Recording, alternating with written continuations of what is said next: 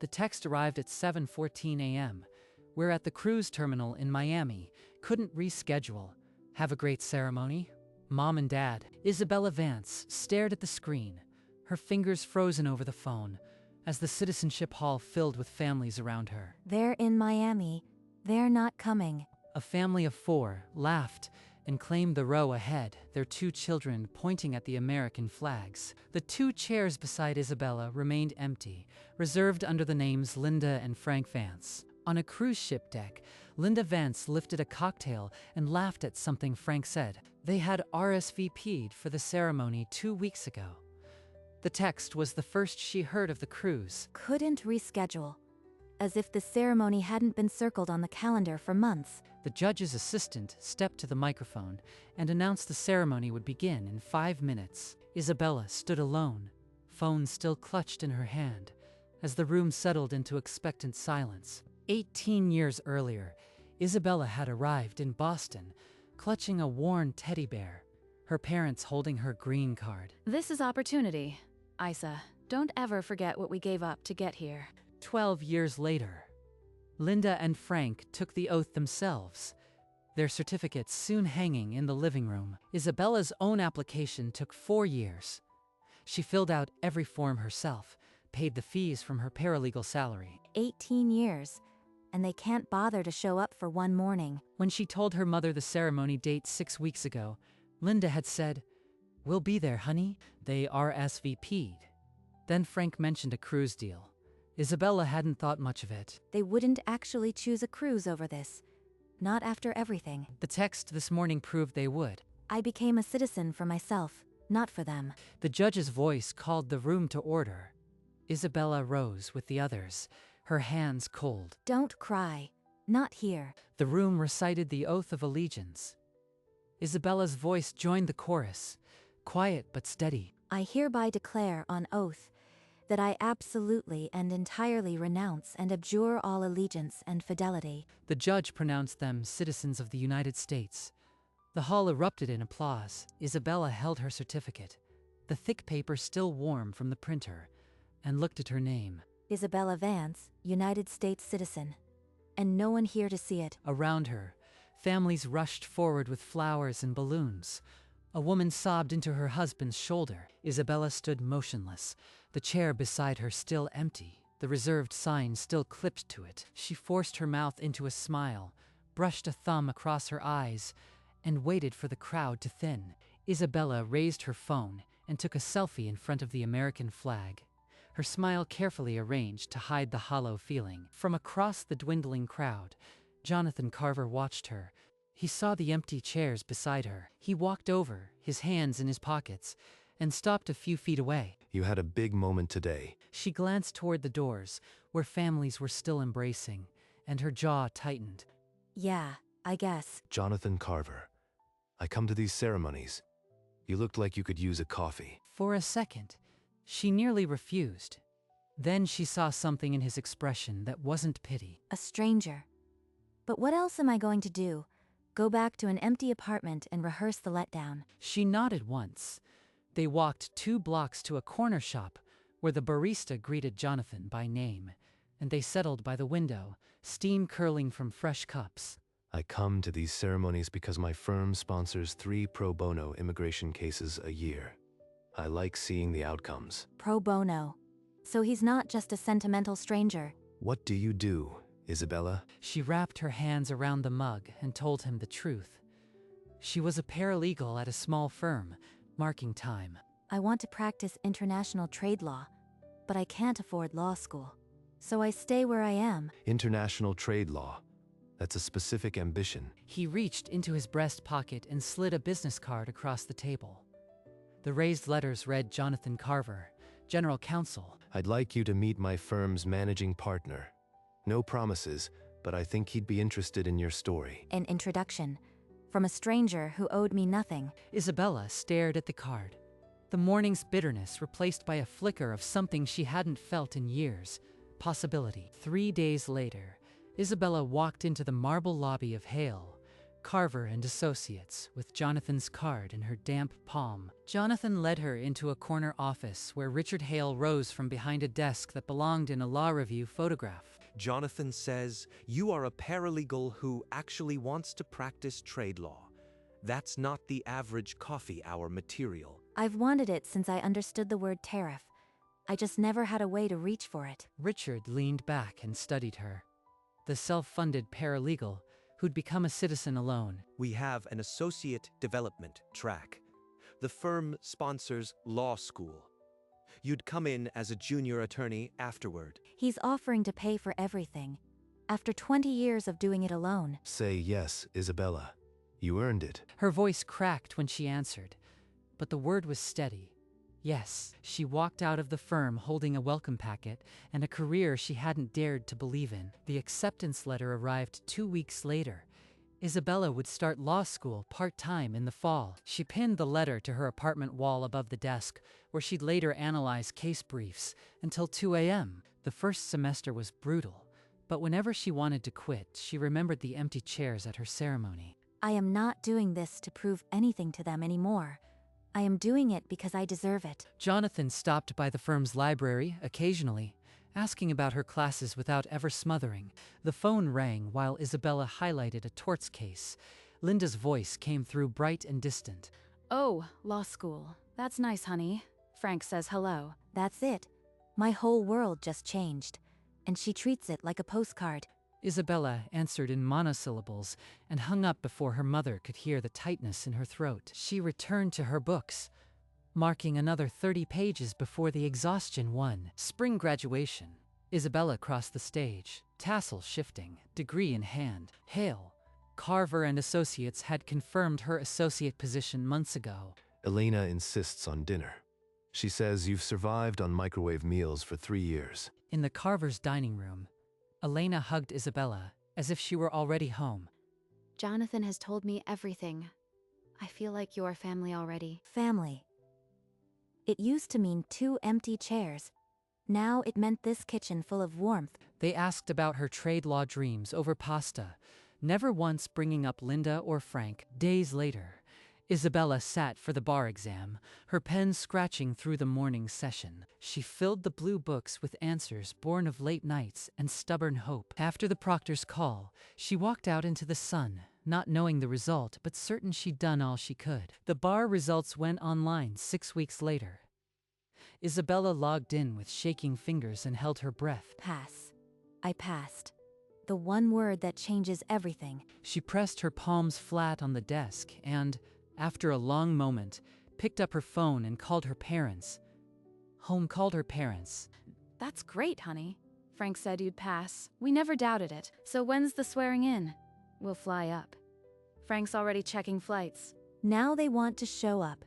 Now that I am about to be an attorney. Actually, the ceremony is closed. Attorneys and committee only. No guests. Oh, well, that's a shame. We'll send something. Take pictures. Isabella ended the call, set the phone down, and stared at the wall, her pulse still thudding. For the first time, I decided who gets to stand beside me. And they didn't make the list. The courtroom filled with new attorneys. Isabella rose when her name was called. Her robe crisp, her hands still. She recited the attorney's oath, her voice cutting through the chamber. For a moment she saw not the judge but the 2 empty chairs from 3 years ago. In the gallery, Jonathan squeezed Elena's hand.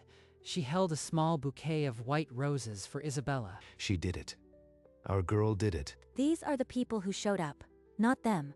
A week later, a cream envelope arrived in her mailbox, postmarked Florida, no return address, but the handwriting was Linda's. She held the envelope, feeling its thin weight. A card, maybe a gift. She didn't open it. She walked to her desk, pulled open a file drawer, and placed the envelope inside, unbroken. If they wanted to be part of this, they had years to show it. A card now doesn't change that. She closed the drawer, the metal sliding shut with a soft click, and turned back to the briefs on her desk. 2 years later, the nameplate on Isabella's door read, Isabella Vance, ESQ, and her office was modest but hers. A senior partner handed her a manila folder. Pro bono naturalization. You are the lead, Vance. Inside was a photo of a 16-year-old girl from Guatemala, a green card holder since age 6. 16.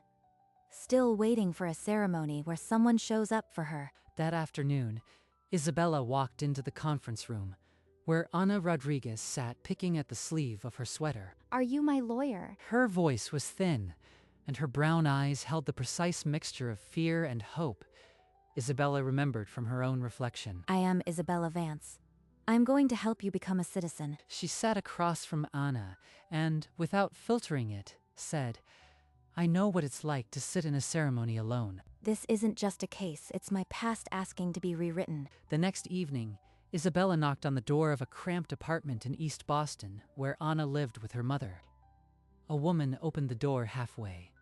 The lawyer, she said flatly, and stepped aside.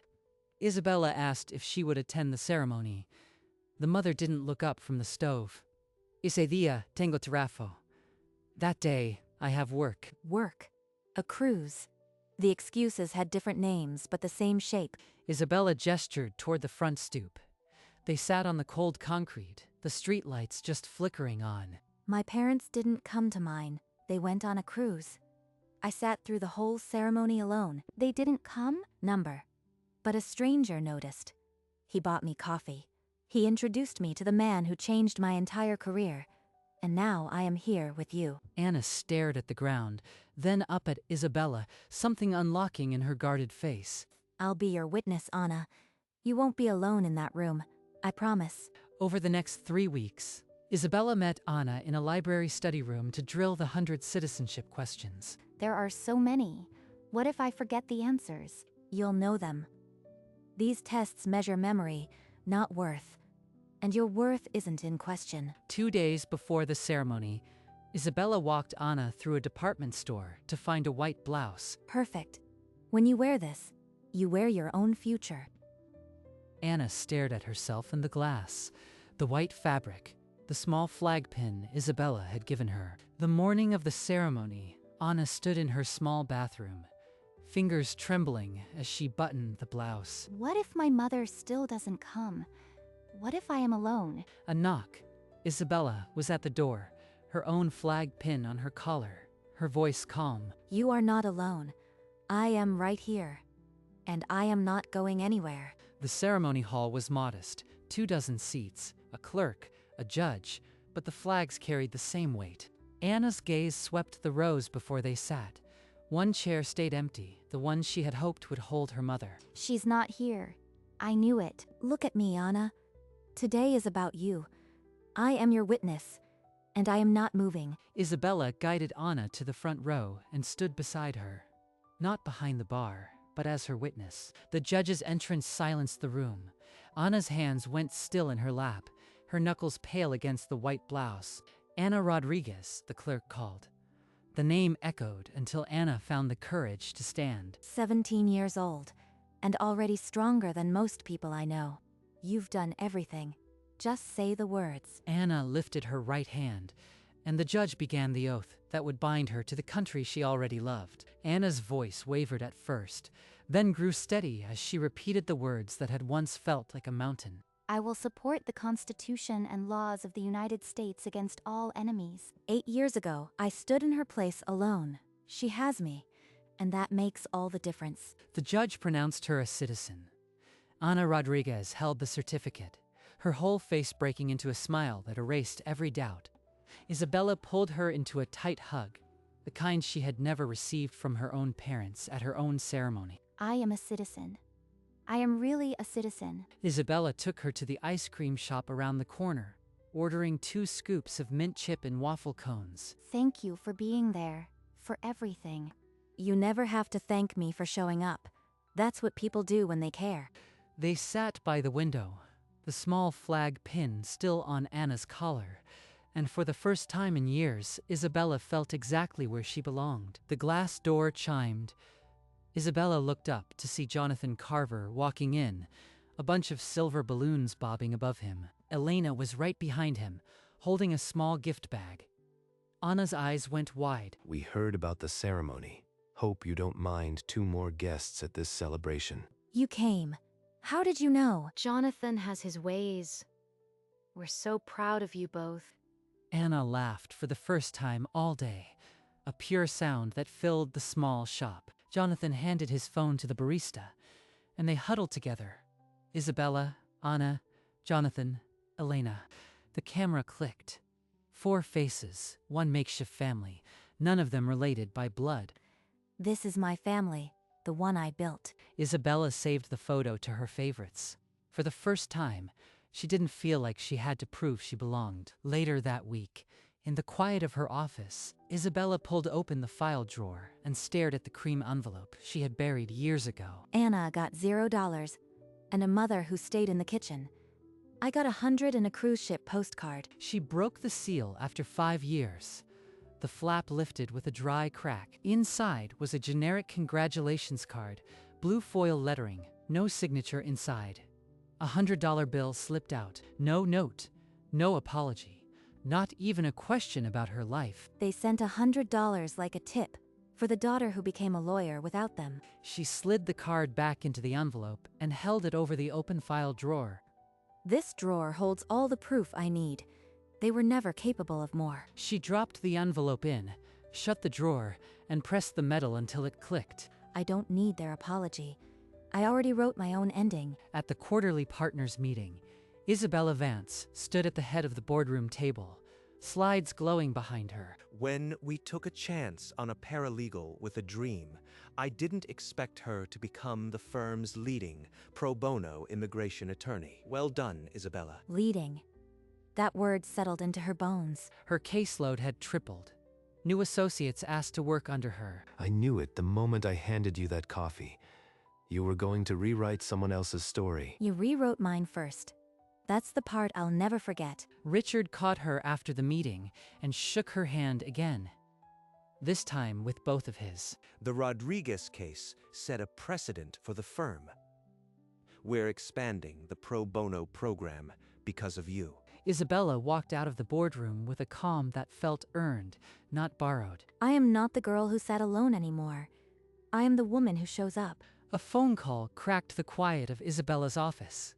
The screen read, Frank Vance. Isabella, it's your father. Your mother's in the hospital. They're running tests. She's asking for you. Asks for me now. After the empty chairs, the cruise, the $100 bill. She told him she'd think about it, then set the phone down and stared at the city skyline. 2 days later, she stood outside the hospital on a bright Tuesday afternoon, looking up at the windows. I could walk in. I could sit by her bed. But what would that undo? She turned on her heel, walked down the sidewalk, and didn't look back. She stopped at a florist and ordered a vase of white roses to be delivered to Linda's room. The card simply read, From Isabella. I can send kindness without handing her my life. That's the boundary I never had before. She walked back into the afternoon, and for the first time, the distance between her and her parents felt like something she had chosen, not something that had been done to her. Anna Rodriguez graduated from high school on a bright June afternoon. Cap tilted, smile wide. Isabella sat in the 3rd row, a single seat reserved under Anna Rodriguez, and clapped until her palms stung. As valedictorian, Anna stepped to the podium. I wouldn't be here without someone who showed up when it mattered. Isabella Vance never let me stand alone. She's thanking me, and I am the one who can't stop crying. The words hung in the air long after Anna stepped back. The applause a roar Isabella felt in her chest. After the ceremony, Anna ran straight to Isabella and threw her arms around her. I did it, and you were here, both times. Later, Isabella set a framed photo on her desk, the two of them outside the auditorium, Anna's cap still on. That's the cycle I wanted to break. Not just citizenship, but loneliness. She'll never stand alone. The week after graduation, Jonathan asked Isabella to walk with him through the city at dusk. You know, I've sponsored dozens of cases, but you were the one who made me realize why I keep showing up. They reached the harbor railing as the sun melted into the water. I mentored because I could. You mentored because you understood the empty chair. You gave me a career. More than that, you gave me a family when mine forgot my ceremony existed. Jonathan's eyes crinkled, and he opened his arms. This is the closest thing to a grandfather I will ever have. She hugged him, the kind of solid embrace she had never shared with Frank. I am proud of you, Isabella. Not as your general counsel, but as family. I am paying it forward. Every girl who needs a witness will have one, because you showed me how. Isabella returned to her office. As the last daylight drained from the windows, she lifted the framed photo of her and Anna outside the graduation and placed it at the front of her desk. That's the real diploma. The proof that the empty chair doesn't win. Her eyes found the file drawer where the card still sat, buried under years of case law. You don't deserve any more of my attention. Not tonight. Not ever. She didn't open it. She pressed the drawer shut until it clicked, the sound final and small. She picked up her bag, the framed photo still catching the last light, and walked toward the door. Her fingers found the light switch. One flick, and the room fell into blue evening shadow. Only the desk lamp still glowed, pooling warmth across the photo of two people who had chosen each other. Isabella pulled the door closed behind her, and the office settled into silence, leaving the past where she had finally put